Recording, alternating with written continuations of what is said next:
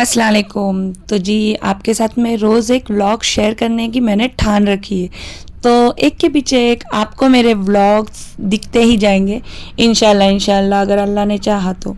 और जैसे कि मैंने आपसे कहा था पिछली वीडियो में, तो उस बिना पर मेरी सिस्टर्स ने कहा कि तुम औरतों के बारे में कह रही हो, जो औरतें स्ट्रेस आउट हो जाती है, टेंशन्स लेती है घर के वर्क को लेके, लोड को लेके, इसको उसको। लेकिन ऐसा नहीं होता है।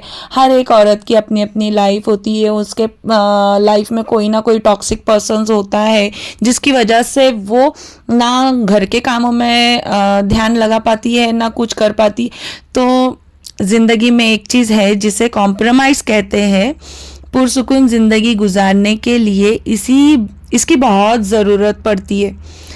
जिस चीज़ को तुम बदल ना सको, इसके लिए कॉम्प्रोमाइज़ कर लिया करो, मगर कभी भी अपनी ख्वाहिश को अपना जुनून ना बनाना, क्योंकि ज़िंदगी में कुछ चीज़ें ऐसी होती है जो हमें कभी कभी नहीं मिल सकती है। चाहे हम उसके लिए बच्चों की तरह ज़िद क्यों ना करने लगे, लेकिन जब अल्लाह पाक ने उस चीज़ को हमारे नसीब में नहीं लिखा है तो हम उसके लिए उसे अल्लाह पर छोड़ देना चाहिए, क्योंकि हर चीज़ हमारे लिए नहीं बनी हुई है। पर इसका मतलब ये नहीं है कि ज़िंदगी में हमारे लिए कुछ ही नहीं बना हुआ है, लेकिन बहुत चीज़ें बनी हुई है और बहुत सारी नेमतें अल्लाह की हमारे ऊपर है। हमें सिर्फ सब्र का दामन थामना है।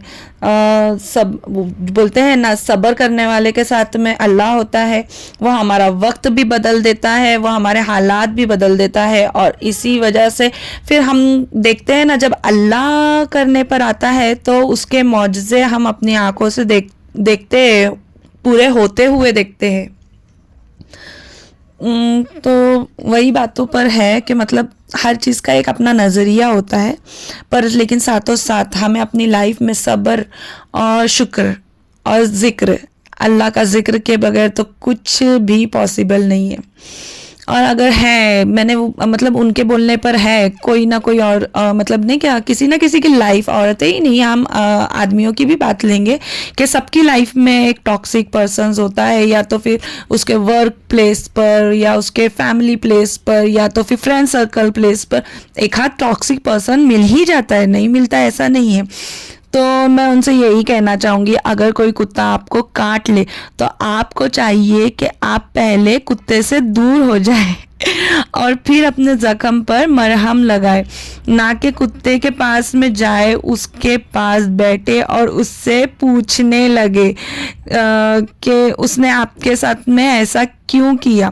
उसको ऐसा नहीं करना चाहिए था भाई, वो तो कुत्ता है, उसकी फितरत में है काटना।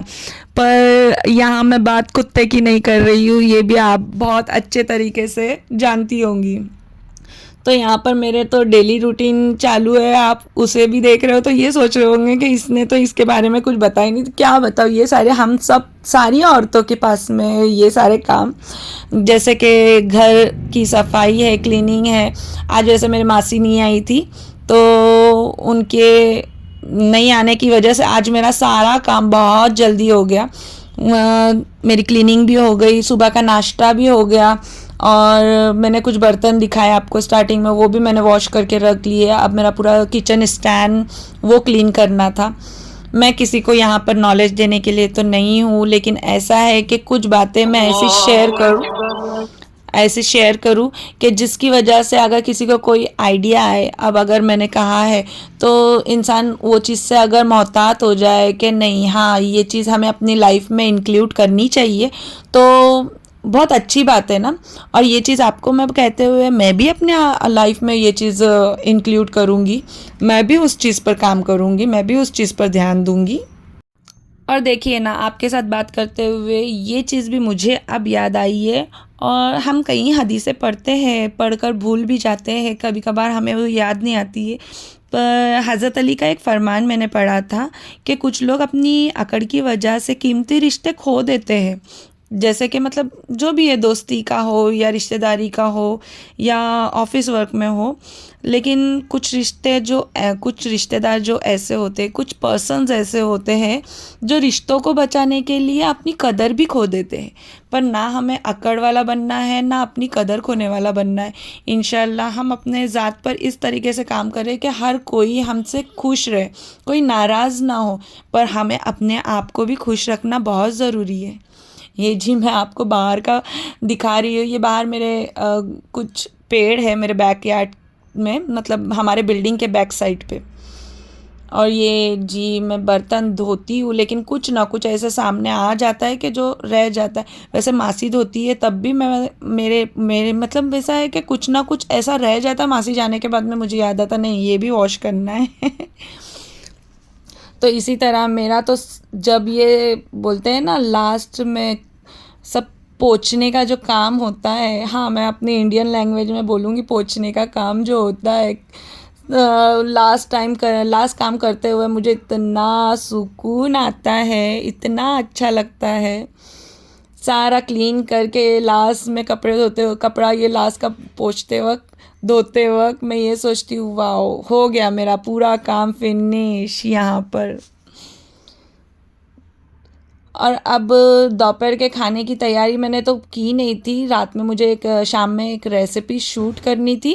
वो रेसिपी के लिए मुझे प्रिपरेशन करनी थी, तो मुझे इतना हेडेक नहीं था। मेरे सारे काम हो चुके थे ऑलमोस्ट। और मुझे एक ड्रेस स्टिच करना था, वो भी मैं इंशाल्लाह आपके साथ में कभी शेयर करूँगी कि मैं ड्रेसेस कैसे स्टिच करती हूँ। नॉर्मल स्टिच करती हूँ, सादे सिंपल, क्योंकि अभी सारे ड्रेसेस मुझे स्टिच करने बहुत ज़रूरी हो गए अपने लिए घर में पहनने वाले। बिकॉज़ वेट पुट ऑन हो गया है, उसकी वजह से मेरे पुराने सारे ड्रेस मुझे फिट हो रहे हैं। तो अभी वही सोचा है कि ये सब होने के बाद में वो करूँगी। चलिए फिर मिलते हैं अगले व्लॉग में। अल्लाह हाफिज़।